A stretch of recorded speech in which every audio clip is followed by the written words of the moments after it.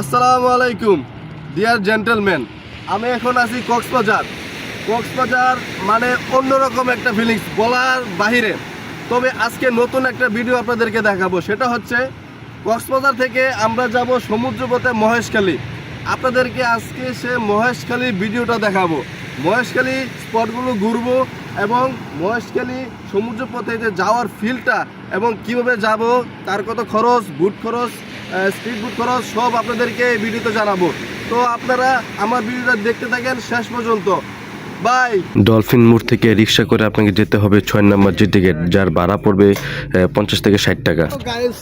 আমরা এখন মহেশখালীর উদ্দেশ্যে টিকিট কাটলাম 20 টাকা করে দুটা। এখন যাচ্ছি ঘাটের দিকে, দেখি স্পিড বোটে চলে যাবো আমরা। স্পিড বোটে ভাড়া 90 টাকা না? স্পিড বোটে ভাড়া 90 টাকা, আর ট্রলারে হচ্ছে 30 টাকা। তো এখন স্পিড বোটে যাবো, আসার সময় ট্রলারে চলে আসবো। আমাদের অবশ্যই একটু লেট হয়ে গেছে, হ্যাঁ দেখি তারপরও ঘুরতে হবে। আমরা যাব স্পিড বুট করে। স্পিড বুটে ওঠার জন্য ঘাটের দিকে যাচ্ছি, অনেকগুলো স্পিড বুট ঘাটে দাঁড়ানো আছে। জনপ্রতি 90 টাকা করে স্পিড বুটে উঠে গেলাম। এখানে আপনি চাইলে ট্রলারও যেতে পারেন, 30 টাকা ভাড়া পড়বে। এবং এই ঘাটে আপনি দেখতে পারবেন অনেকগুলো মাছ ধরার ট্রলার, নৌকা এবং জাহাজও আছে, যা কিনা গভীর সমুদ্রে এগুলা দিয়ে মাছ ধরে। আসলে এর ভিউটা এত সুন্দর, আমি লাইফের প্রথম দেখলাম। এখানে অনেকগুলা মাছ ধরার নৌকা আছে, দেখতে অসাধারণ, খুবই অসাধারণ। আপনারা যদি না আসেন কখনই এত সুন্দর পরিবেশ, এত সুন্দর ভিউ আপনি কখনো উপভোগ করতে পারবেন না। অবশ্যই আসবেন, আসলে অবশ্যই এত সুন্দর ভিউটা দেখতে পারবেন। অনেকগুলো ট্রলার আছে মাছ ধরা। এই মাছ ধরার ট্রলারগুলো সাগরটাকে আরো অনেক সুন্দর করে তুলেছে এবং পর্যটকদেরকে আরো বেশি আকর্ষণ করেছে এই মাছ ধরার ট্রলারগুলো, যা সমুদ্রের বুকে দেখতে খুবই অসাধারণ।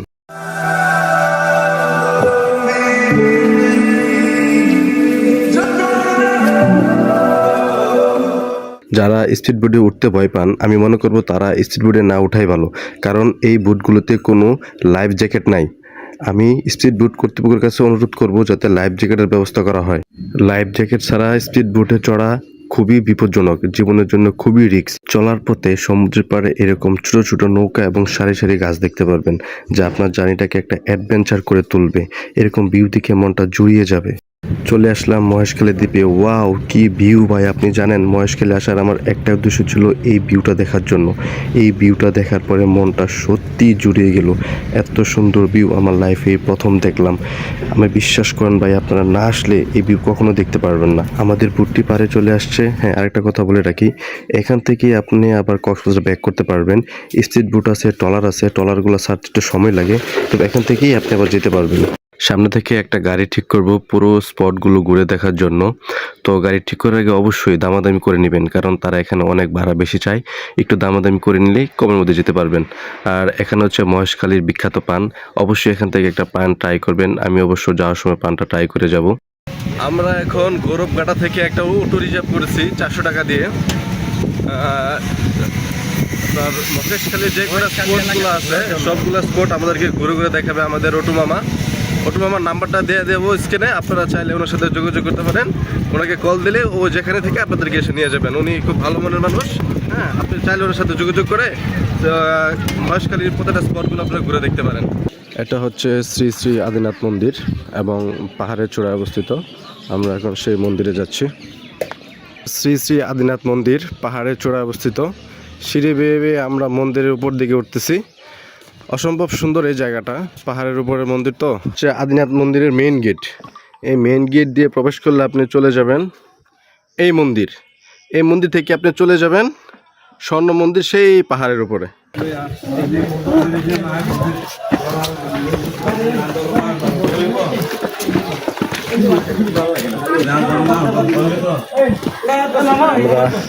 আমরা সিঁড়ি বেয়ে চলে আসছি মন্দিরে, পাহাড়ের উপরের মন্দির।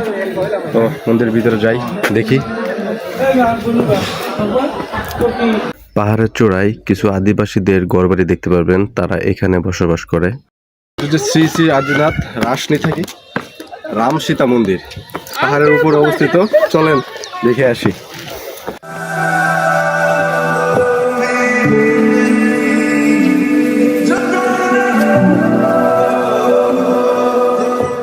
মানে শ্রী শ্রী আদিনাথ মন্দির থেকে আপনি শুটিং ব্রিজ খুব সুন্দরভাবে উপভোগ করতে পারবেন। এবং শুটিং ব্রিজের পাশে যে শালবন, তারপরে হচ্ছে সুন্দরীবন এবং নদীটা মানে সাগর খুব সুন্দরভাবে উপভোগ করতে পারবেন। এখান থেকে আশেপাশে গ্রাম এবং ওই যে লবণ চাষ, তারপরে সুটকিপল্লী, মোটামুটি অনেকগুলো স্পট আপনি এই পাহাড় থেকে দেখতে পারবেন।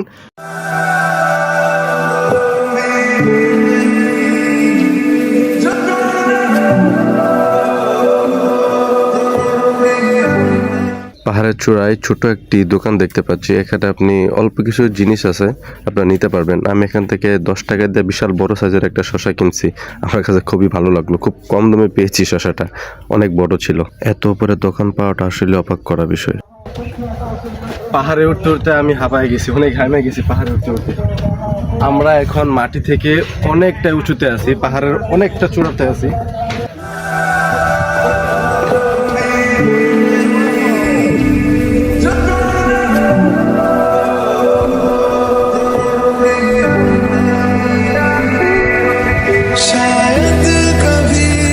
আমরা পাহাড়ের সর্বোচ্চ চূড়ায়, আমার পিছনে দেখতে পাচ্ছেন স্বর্ণ মন্দির, সর্বোচ্চ পাহাড়ের উপরে এটা।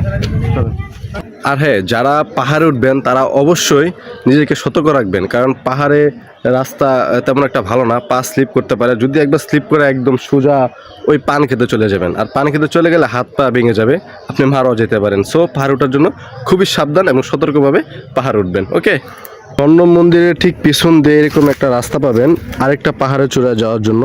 তবে এখানে সাইনবোর্ডে দেওয়া আছে, এই সাইনবোর্ডের সেই ওই দিকে যাওয়া সম্পূর্ণ নিষেধ। কে মানে বাংলাদেশের মানুষ, কে মানে কার কথা, না আমি নিয়ে যাচ্ছি। তো ওই জায়গাটা আমার কাছে খুব সুন্দর লাগছে, ওই পাহাড়টা, ওইটা আরও মনে হয় উঁচুতে বেশি। আর এখান থেকে সূর্যটা দেখতে খুবই অস্থির লাগতেছে এখান থেকে। তো চলেন যাই, ওইখানটা দেখে আসি। এই যে আমার একটা বন্ধু, সে একটা পাহাড় উঠাই তার নাকি মাথা ঘুরাইতেছে, সে আর যাতে চাচ্ছে না, সে আর ঘুরবে না, তা সে হতাশ হয়ে গেছে, তার নাকি আর ভালো লাগতেছে না। এরকম একটা ছেলে মানুষ যদি একটা পাহাড় উঠে দুর্বল হয়ে যায়, কি করা যায় বলেন?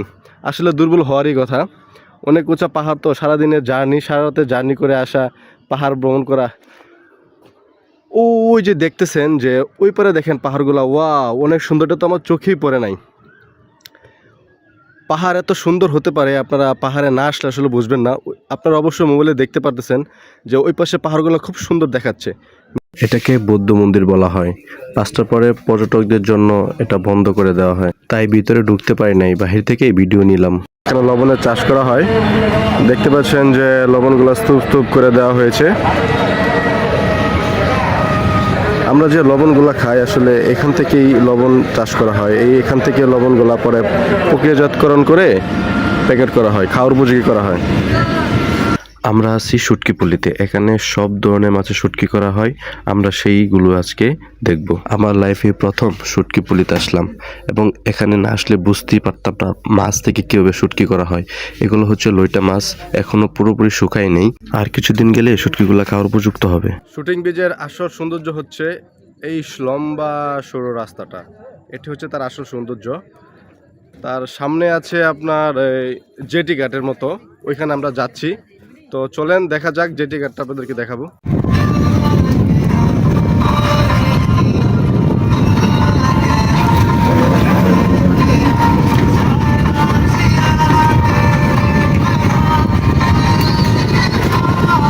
এই গাছগুলো দেখতে পাচ্ছেন, এগুলো হচ্ছে ম্যানগ্রোভ, যেগুলো আপনারা সুন্দরবন দেখে থাকেন।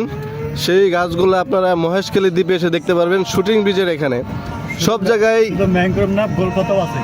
শুধু ম্যানগ্রোভ না, এখানে গোলপাতাও আছে। দেখেন সুন্দরবনে যে গাছগুলো আপনারা দেখতে পান, সেখানে যে মহেশখালী এই শুটিং ব্রিজ আসলে এগুলো দেখতে পারবেন। অসাধারণ, খুব সুন্দর একটি জায়গা।